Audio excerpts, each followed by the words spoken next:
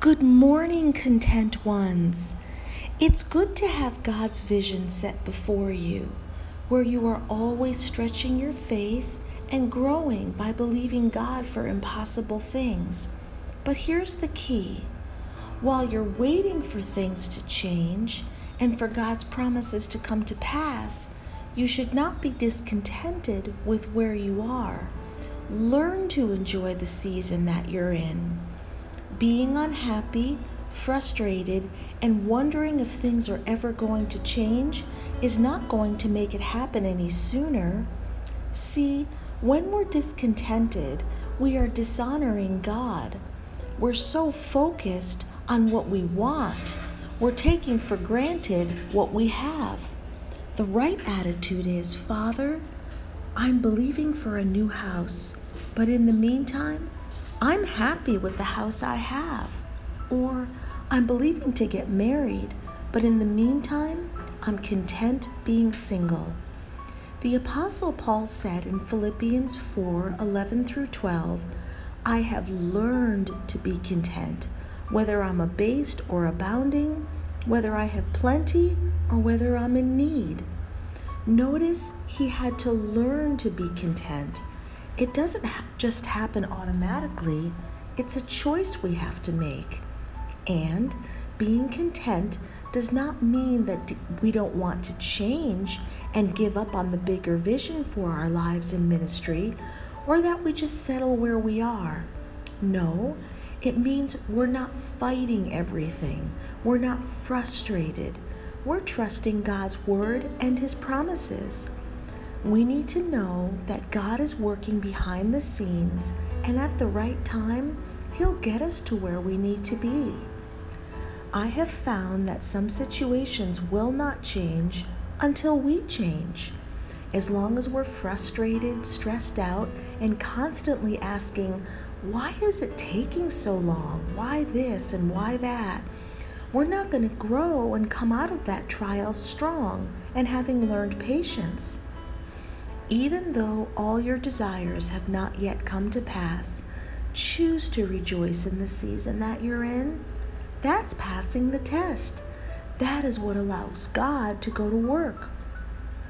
God's plan and purpose for our lives is not just to make us comfortable, but to grow us up. 1 Peter 2:2 says, like newborn babes, crave pure spiritual milk, so that by it you may grow up in your salvation. He wants us to grow up and mature so he can release more of his favor. You may not like where you are, but you would not be there unless God counted you worthy to endure and had a specific purpose for it. 1 Corinthians 10:13 from the Message Bible says, no test or temptation that comes your way is beyond the course of what others have had to face. All you need to remember is that God will never let you down. He'll never let you be pushed past your limit. He'll always be there to help you come through it. That is why Paul said, I've learned how to be content. You've got to train your mind to see the good and to be grateful for what you have. Life will go much better if you will be content in each season. Content when you have a lot, and content when you don't have a lot. Content when your children are in diapers, and content when they're all grown up.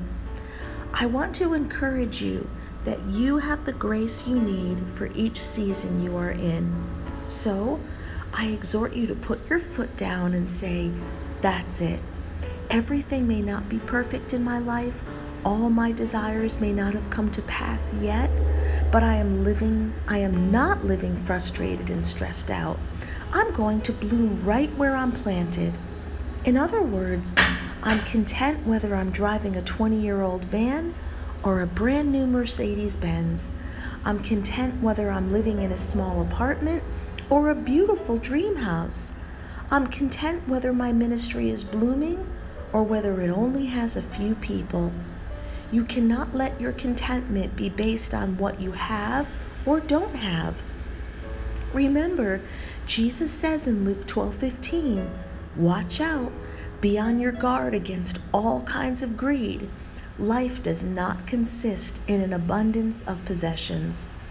I exhort you to learn to be content with every season, because if you don't learn to be content right where you are, you'll not be content when your dreams and desires come to pass.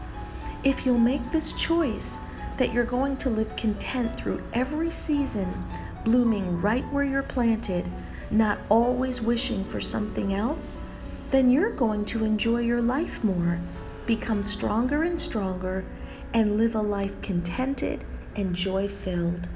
God bless you guys. If you were encouraged today and would like to donate to our ministry, simply go on to gordonministries.org and click donate. I love you and am praying for you today.